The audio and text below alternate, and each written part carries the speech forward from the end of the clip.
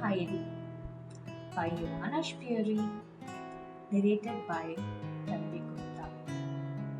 Chapter 4, Shooting Down the Mountainside. The next morning, the sun came out early as bright as ever. Then Peter appeared with the goats. And again, the two children climbed up together to the high meadows.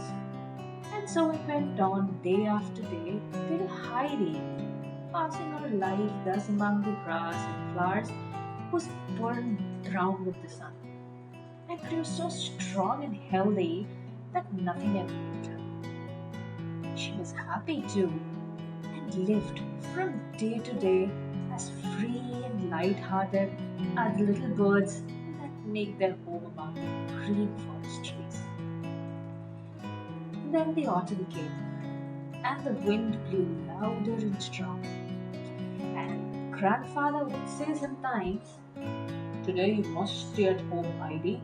A sudden gust of the wind would blow a little thing like you over the rocks into the valley below in a moment."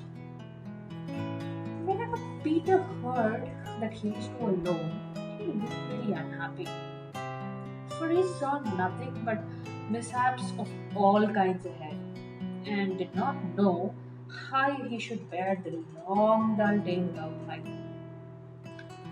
Then, too, there was the good meal he would miss.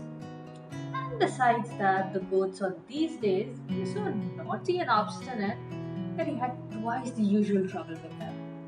So they had grown so accustomed to Heidi's presence that they would run in every direction and refuse to go on unless she was with them. Heidi was never unhappy, for wherever she was, she found something to interest her and amuse her. She liked best, it is true, to go out with Peter up to the flowers and the great bird, but she also found her grandfather's hammering and sawing and carpenting very entertaining. And if it should chance to be the day when the large round goat's milk cheese was made, she enjoyed beyond measure watching her grandfather stir the great cauldron. The thing which attracted her most, however, was the waving and rolling of three old fir trees on these windy days. She would stand underneath them and look up, unable to tear herself away, looking and listening as they bowed and swayed and rolled as the mighty wind rushed through them. There was no longer now the warm bright sun that had shone all through the summer. So Heidi went to the cupboard and got out her shoes and stockings and dress. Then it grew very cold, and Peter would come up early in the morning, blowing on his fingers to keep them warm. He soon left off coming, for one night there was a heavy fall of snow, and the next morning the whole mountain was covered with it, and not a single little green leaf even was to be seen anywhere on it. There was no Peter that day, and Heidi stood at the little window looking out in wonderment, for the snow was beginning again, and the thick flakes kept falling till the snow was up to the window. And still they continued to fall, and the snow grew higher, so that at last the window could not be opened, and she and grandfather shut up fast within the hut. Heidi thought this was great fun and ran from one window to the other.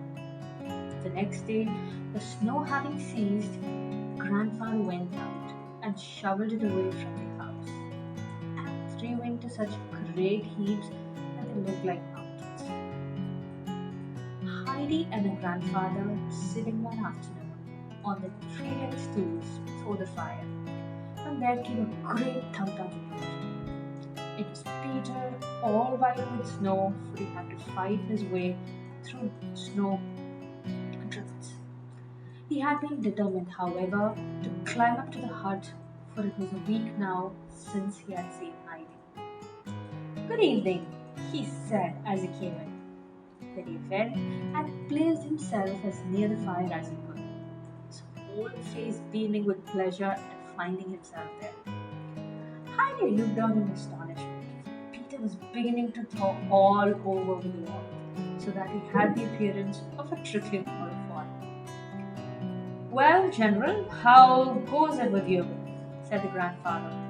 Now that you have lost your army, you will have to turn your pen and pencil. Why must he turn to his pen and pencil? Asked Heidi innocently, full of curiosity.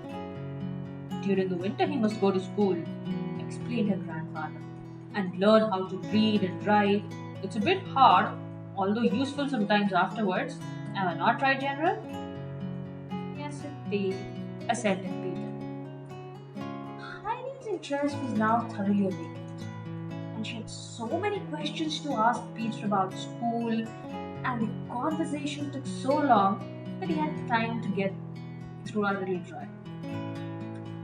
Well, now, General, now you have been under fire for some time and must want some refreshment. Come and join us, said the grandfather as he brought the supper out of the cupboard. And Heidi pushed the stools to the table. There was also now a bench fastened against the wall, for as he was no longer alone, the grandfather had put up seats of various kinds here and there, long enough to hold two persons, for Heidi had a way of always keeping close to her grandfather, whether he was walking, sitting, or standing. Peter opened his round eyes very wide when he saw what a large piece of meat Uncle gave him on his thick slice of bread. It was a long time since Peter had had anything so nice to eat. As soon as the pleasant meal was over, he began to get ready to return home. But it was already growing dark. He had said his good night and his thanks, and was just going out when he turned and said, I shall come again next Sunday, this day week, and my grandmother sent word that she would like you to come and see me someday. It was quite a nice idea to Heidi that she should go and pay anybody a visit, and she could not get it out of her head. So the first thing she said to her grandfather next day was, I must go down to see the grandmother today. She will be expecting me. The snow is too deep, answered the grandfather, trying to put her off. Not a day passed, but she said 5 or 6 times to her grandfather, I must certainly go today. The grandmother will be waiting for me. On the fourth day, when Heidi was sitting on a high stool at dinner with the bright sun shining in upon her through the window, she again repeated her little speech. I must certainly go down to see the grandmother today, or else I shall keep her waiting too long. The grandfather rose from the table, climbed up to the hayloft, and brought down the thick sack which was Heidi's coverlet, and said, Come along then. The child skipped out gleefully after him into the glittering world of snow. The old fir trees were standing now quite silent, their branches covered with the white snow. They looked so lovely as they glittered and sparkled in the sunlight that Heidi jumped for joy at the sight and kept on calling out, come here, grandfather. The fir trees are all silver and gold. The grandfather had gone into the shed, and he now came out, driving a large hand sleigh. Inside there was a low seat, and the sleigh could be pushed forward and guided by the feet of the one who sat upon it with the help of a pole that was fastened to the side. The old man got in and lifted the child onto his lap. Then he wrapped her in the sack that she might keep nice and warm, and put his left arm closely around her, for it was necessary to hold her tight during the coming journey. He now grasped the pole with his right hand and gave the sleigh a push forward with his 2 feet. It shot down the mountain side with such rapidity that Heidi thought they were flying through the air like a bird, and shouted aloud with delight. Suddenly, they came to a standstill, and there they were at Peter's hut. Her grandfather lifted her and unwrapped her. There you are, now go in, and when it begins to grow dark, You must start on your way home again. Then he left her and went up the mountain, taking his sleigh after him. Heidi opened the door of the hut and stepped into a tiny room that looked very dark, with a fireplace and a few dishes on a wood shelf. This was the little kitchen. She opened another door and found herself in another small room, for the place was not a herdsman's hut like her grandfather's, but a large room on the ground floor and a hayloft above, but a very old cottage where everything was narrow and poor and shabby. A table was close to the door, and as Heidi stepped in, she saw a woman sitting at it, putting a patch on her waistcoat which Heidi recognized at once as Peter's. In the corner sat an old woman, bent with age, spinning. Heidi was quite sure that this was the grandmother, so she went up to the spinning wheel and said, "Good day, grandmother. I've come at last. Did you think I was a long time coming?" The old woman raised her head and felt for the hand that the child held out to her. And when she found it, she passed her arm over it thoughtfully for a few seconds and then said, "Are you the child who lives up with Arm Uncle? Are you Heidi?" "Yes, yes," answered Heidi. "I've just come down in the sleigh with grandfather." "Is it possible? What? Your hands are quite warm. Drink it up. Did Arm Uncle come himself with a child?" Peter's mother had left her work and risen from the table, and now stood looking at Heidi with curiosity, scanning her from head to foot. "I do not know, mother, whether Uncle came himself. It is hardly likely. The child probably makes a mistake." But Heidi looked steadily at the woman and said, "I know quite well who wrapped you up in my bed cover and brought me down in the sleigh. It was grandfather." There was some truth then, perhaps, in what Peter used to tell us of our uncle during the summer, when we thought we must be wrong, said grandmother. But who would have ever believed that such a thing was possible? I did not think the child would live 3 weeks up there. What is she like, Gita? The latter had so thoroughly examined Heidi on all sides that she was well able to describe her to her mother. Heidi, meanwhile, had not been idle. She had made the round of the room and looked carefully at everything there was to be seen. All of a sudden, she exclaimed, "Grandmother, what if your shutters is flapping backwards and forwards? Grandfather would put a nail in and make it all right in a minute. It would break one of the panes someday.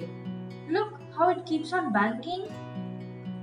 "Ah, dear child," said the old woman, "I'm not able to see it, but I can hear that and many other things besides the shutter.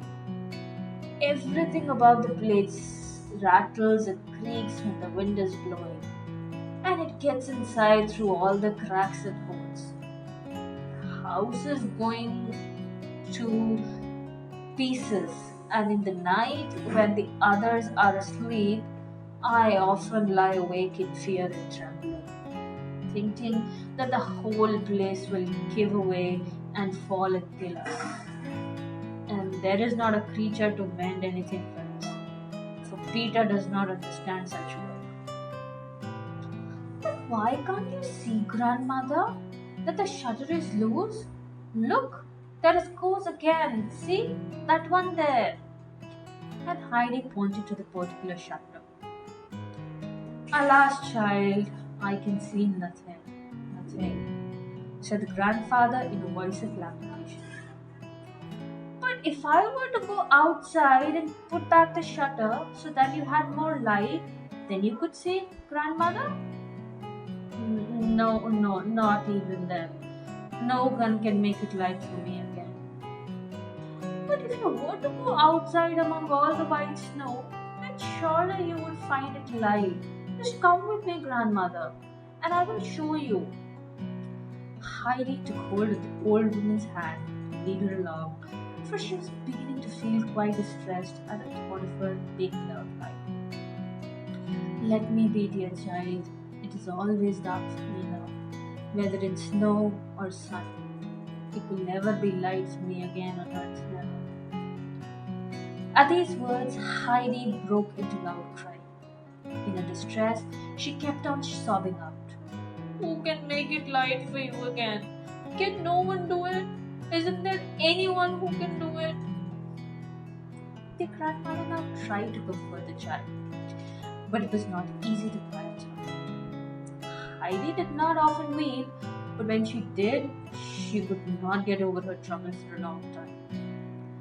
At last, the old woman said, Dear Heidi, you cannot think how glad I am to hear a kind word when I can no longer see.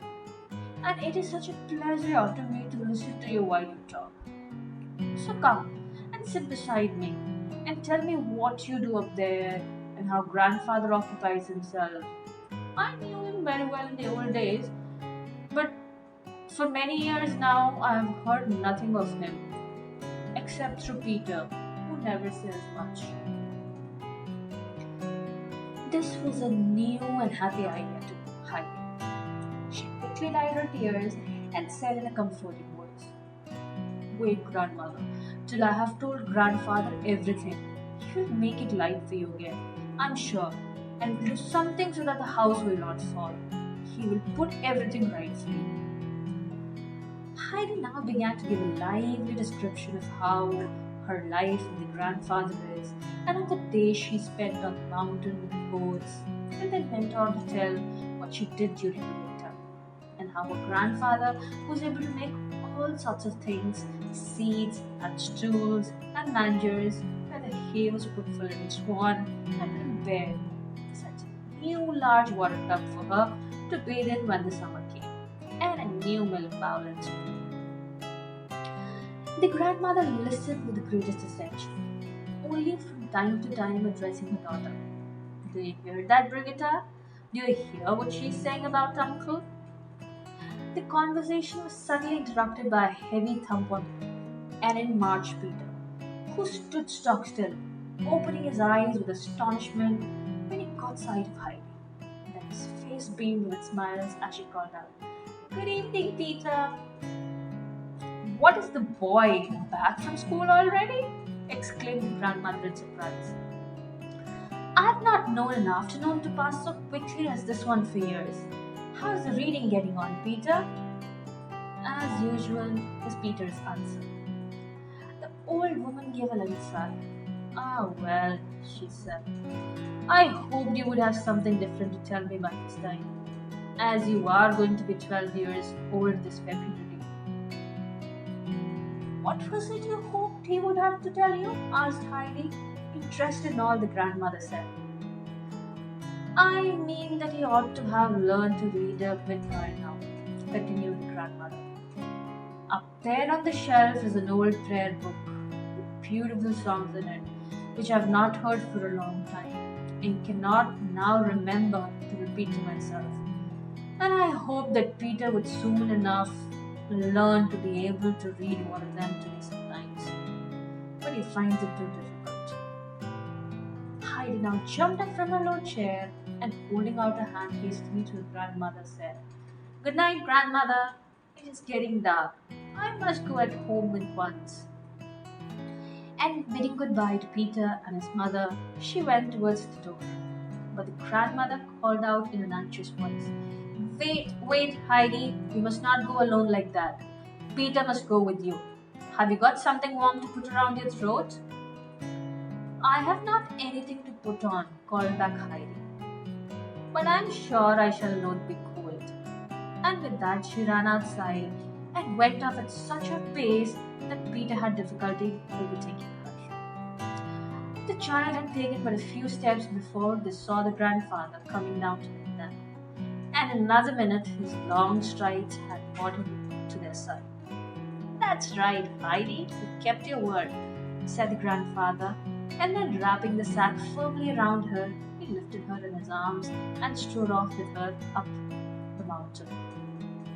They had no sooner got inside the hut than Heidi at once began.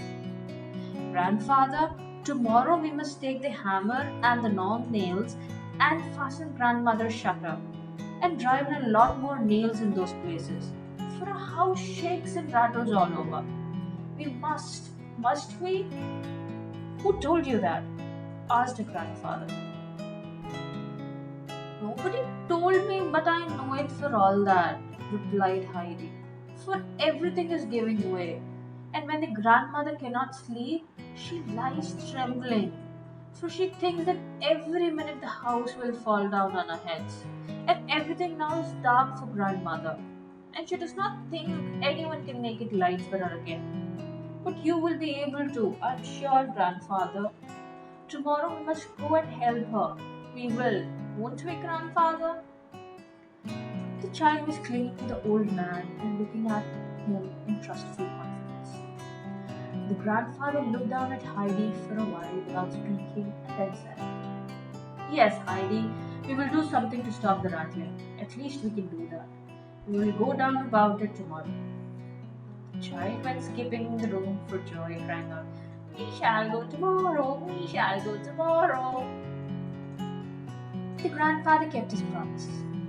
On the following afternoon, he brought the sleigh out again, and as on the previous day, he set Heidi down at the door of the grandmother's hut and said, Go in now, and when it grows dark, come out again. Then he put the sack in the sleigh and went round the house.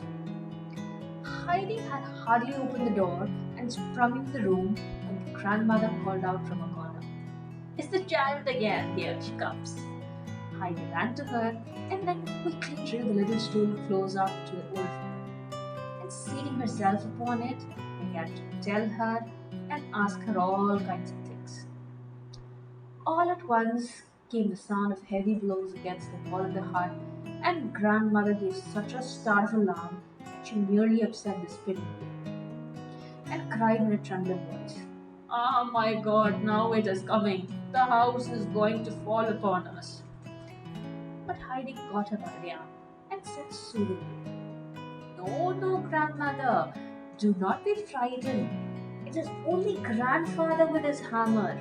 He is mending up everything so that you shan't have such fear and trouble. Is it possible? Is it really possible? So the dear God has not forgotten us, exclaimed the grandmother. Do you hear, Brigitta, what that noise is? Did you hear what the child says? Go outside, Brigitta, and if it is our uncle, tell him he must come inside a moment that I may thank him. Brigitta went outside and found our uncle in the act of fastening some heavy pieces of new wood along the wall. She stepped up to him and said, Good evening, uncle. Mother and I thank you for doing us such a kind service, and she would like to tell you herself how grateful she is. I do not know who else would have done it for us. We shall not forget your kindness, for I am sure that will do, said the old man, interrupting her. I know what you think of our uncle without your telling me. Go indoors again. I can find out for myself where the mending is wanted. Brigitta obeyed on the spot, for uncle had a way with him that made few people care to oppose his will. He went on knocking with his hammer all around the house, and then mounted the narrow steps to the roof and hammered away there, until he had used up all the nails he had brought with him. Meanwhile, it had been growing dark, when he had hardly come down from the roof and dragged the sleigh out from behind the goat shed when Heidi appeared outside. The grandfather wrapped her up and took her in his arms as he had done the day before, for although he had to drag the sleigh up the mountain after him, he feared that if the child sat in it alone, her wrappings would fall off and that she would be nearly, if not quite frozen, so he carried her warm and safe in his arms. So the winter went by. After many years of joyless life, the blind grandmother had at last found something to make her happy. She listened for the little tripping footsteps as soon as they had come, and when she heard the door open and knew the child was really there, she would call out, God be thanked, she has come again. And Heidi had also grown very fond of the old grandmother. And when at last she knew for certain that no one could make it right for her again, she had overcome with sorrow. But the grandmother told her again that she felt the darkness much less when Heidi was with her. And so every fine winter's day, the child came traveling down in her sleigh. The grandfather always took her, never raising any objection. Indeed, he always carried the hammer and sundry other things down in the sleigh with him. And many an afternoon was spent by him in making the goatherd's cottage sound and tight. It no longer groaned and rattled the whole night though, and the grandmother, who for many winters had not been able to sleep in peace as she did now, said she would never forget what the uncle had done for her. The end.